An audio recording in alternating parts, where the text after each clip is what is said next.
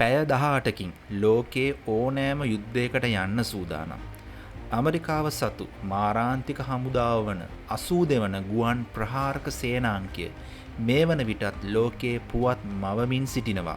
ලෝකයේ කොහේ හරි මුල්ලක හරි යුද්ධයක් පටන් ගනිද්දිම ඇමරිකන් ජනාධිපතිට මුලින්ම ගෙන්වන්න මතක් වෙන්නේ මෙන්න මේ කියන ප්‍රබල හමුදා සේනාංකය. ඉරානය සමග පවතින යුද්ධමය වාතාවරණය තවත් උණුසුම් කරමින් ඩොනල්ඩ් ට්‍රම්ප් විසින් මැද පෙරදිග කලාපයේ වෙත මෙම සේනාංකයේ දහසක පමණ සෙබළු පිරිසක් මේ වෙද්දිත් යොමු කර අවසන්.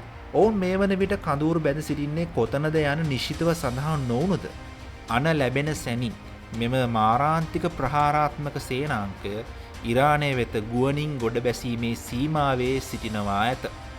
ඔව් මම දන්නවා. ඔබට තිබෙන ප්‍රශ්නය. ඉරානය සමග හැප්පෙන්න මේ දහසක හෝ 3000ක සේනාංකයට හැකිද? මේ අය මේ කියන තරම් වැඩ්ඩුද කියලා හිතනවත් ඇති. මේ සෙබළු අති දක්ෂයෝ. අපේ විශේෂ බලකාය දුරදිග මෙහෙයුම් මේකකයේ හෙවත් ලර්ප් එක වගේ. මේ අය ඉමීඩියේට් රෙස්පොන්ස් ෆෝස් හෙවත් ෂණික ප්‍රතිචාර බලකායක්. සටනට එන්න පණිවිඩය ලැබිලා පැය 18කින් ලෝකේ ඕනෑම කෙළවරක රටක් මැද්දට පැරිෂූට් වලින් බහින්න මෙයාලා කිසිම බයක් දක්වන්නේ නැහැ.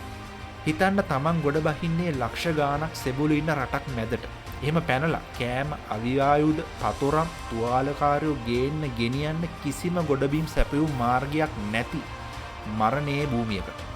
මාරාන්තික කාලතුවක්කු මෝටාර් ප්‍රහාර මැද ලක්ෂ ගාණක් සතුරු හමුදාවක් වට කරගෙන ගහන කොටත් තනිය මේ සෙට් එකටම ගහන්න තරම් මුන්ට මොන තරම් මොරාල් එකක් තියෙන්න ඕනද?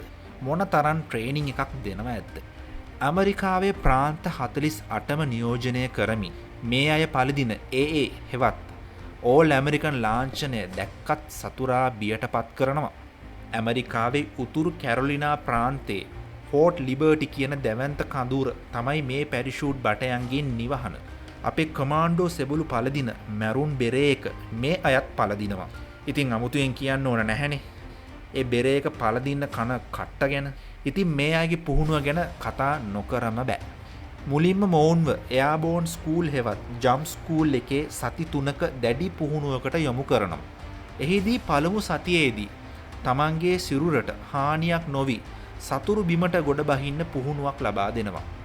දෙවන සතියේදී අඩි 35 සිට 250 දක්වා උස් ටවර් වල ඉඳලා පහළට පැනලා උස තැන්වලට තියෙන බය සම්පූර්ණයෙන්ම මේ අයගේ නැති කරලා දානවා. තුන්වෙනි සතියේදී සැබෑම C-17 හෝ C-130 වර්ගයේ ගුවන් යානයකින් මේ ගොල්ලෝ ජම්ප්ස් 5ක් විතර දාන්න ඕන. ඒකෙනුත් එකක් රාත්‍රිය දාන ජම්ප් එකක්. ඊට අමතරව මේ අයව පැය 18 නීතියට පුහුණු කරනවා.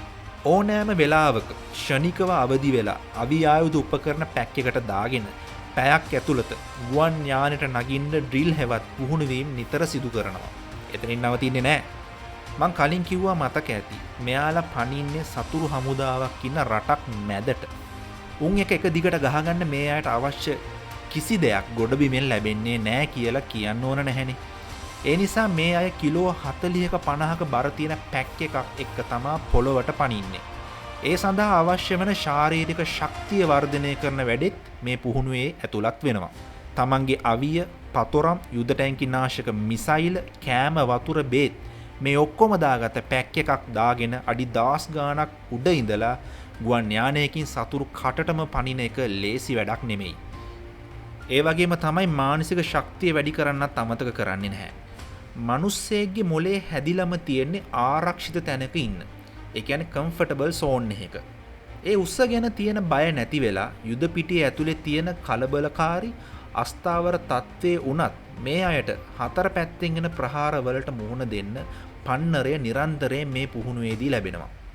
ඉතින් මේ සියලු දේ සාර්ථකව නිමා කරන සෙබලා අභිමානවත් සිල්ව විං හෙවත් රිදී පියාපත් ලාංඡනය පළදිනවා.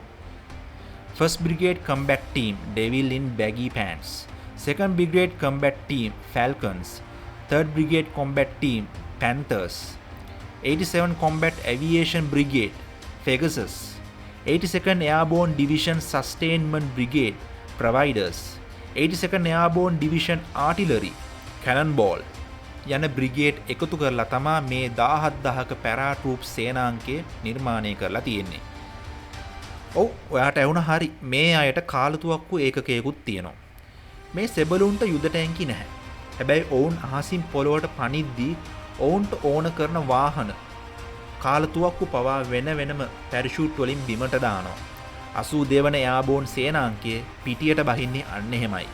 1917 පළමු ලෝක යුද්ධයේ ඉඳලා ප්‍රංශයේ නෝමැන්ඩි, ග්‍රෙනේඩා, පැනමා, ඉරාකේ, ඇෆ්ගන් මේ හැම යුද බිමකටම මුලින්ම පැන්නේ මේ සෙට් එක. ඉතින් ඉරානේ මෙයාලට අමාරු වෙයිද නැද්ද? ඉතින් මේ අය ඉරානේ කොහාට ගුවනින් බහීද කියලා නිශ්චිත තොරතුරක් නැහැ. ඒ විශ්මයජනක ප්‍රහාරයක් වෙයි. ඇමරිකන් අතිරේක සේනා එනකම් බර්ජ් දූපතේ තෙල් යවන දූපත් හරි හෝමුස් සමුද්‍ර සන්ධියේ තියෙන ගුවන් තොටුපළ අත්පත් කරගන්න ඉඩ කඩක් තියෙනවා. ඒ වගේම කාන්තාර වගේම නගර සටන් වලටත් ඔවුන් දක්ෂයි කියලායි වාර්තා වෙන්නේ. ඉතින් මේ වෙද්දි ඉරානෙත් මිලියනයක හමුදාවක් සීරුවෙන් ඉන්න මොහොතක්. අවසාන වශයෙන් එකී මෙකී නොකී මිසයිල ඩ්‍රෝන සහ ලක්ෂ ගානක ඉරාන හමුදාවට අප නැති වෙන්න ගහන්න මේ පුහුණුවෙන් මොරාල් එකකින් උපරිමයේම ඉන්න ඇමරිකන් පැරාට්‍රූප් සේනාංකයට හැකි වෙයිද කියලා ඔයා හිතනවාද? ඔයාගේ අදහසත් කමෙන්ට් එකකින් කියන්න යමු. SL Fireball අපේ YouTube channel එක subscribe කරලා එකතු වෙන්න. ඔයාලට ජය.